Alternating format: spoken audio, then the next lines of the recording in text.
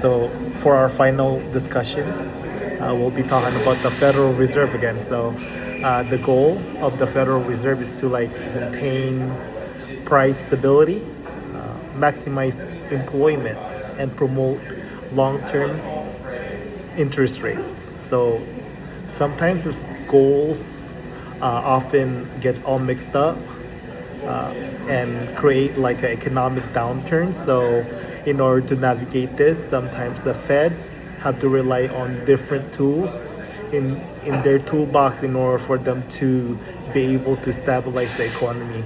So, the first tool that I'll be talking about is the open market operation.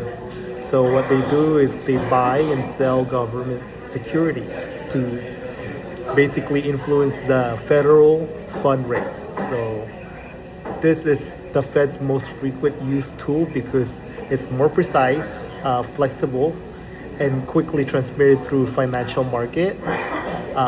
Another thing is that it dominates because it allows the Fed to like fine tune monetary policy without having to have like cause sudden shock. So it's the one of the reasons why it dominates, or the one that they use the most. The second tool that they use is the discount rate. The discount rate is the interest rate that they charge the commercial banks for borrowing from the Fed. So it's commonly used because it's seen as a signal rather than a direct control mechanism. We've seen that whenever during COVID time, when they lowered the rates down, the discount rate was lowered and banks lowered down the rates as well. Another tool that they use is the reserve requirement. So basically, the fraction of deposit banks must hold in reserve. This tool is rarely adjusted because it can cause abrupt changes in liquidity and disrupt banking operations. So this is one of the last resort that they use. Now, how does the Fed decide what policy to use? It's a balancing act. So between short and long run objectives, and also with the data and historical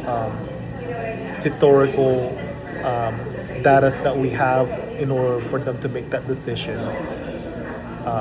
If the Fed focuses too much on stabilizing the output in the short run, as they did in 1970s, it risks fueling a long-run inflation. So conversely though, if it focuses on long-run inflation control, it may ignore short-run unemployment spikes.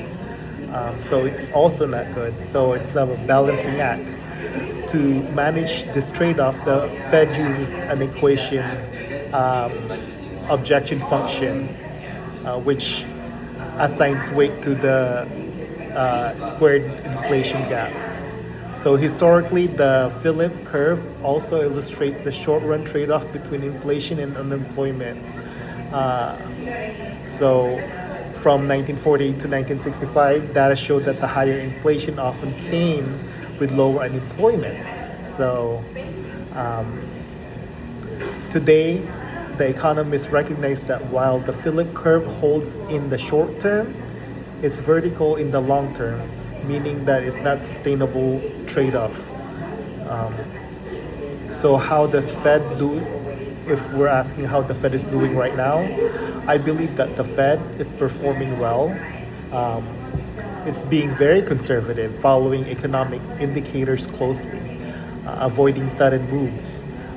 As an example, it hasn't reacted impulsively with tariff changes, and also the pressure from the government, which shows restraint and a commitment to long-term stability. The Fed is letting the data guide its decision, which is exactly what we want from the central bank. Finally, do I agree with the Fed's goal? Of course. Price stability is very important.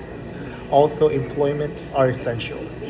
But I'd suggest adding more explicit focus on financial stability and income inequality. while this are indirectly address, making them part of our formal mandate could help with the Fed's response for the modern changes. So that's all I have. Thank you.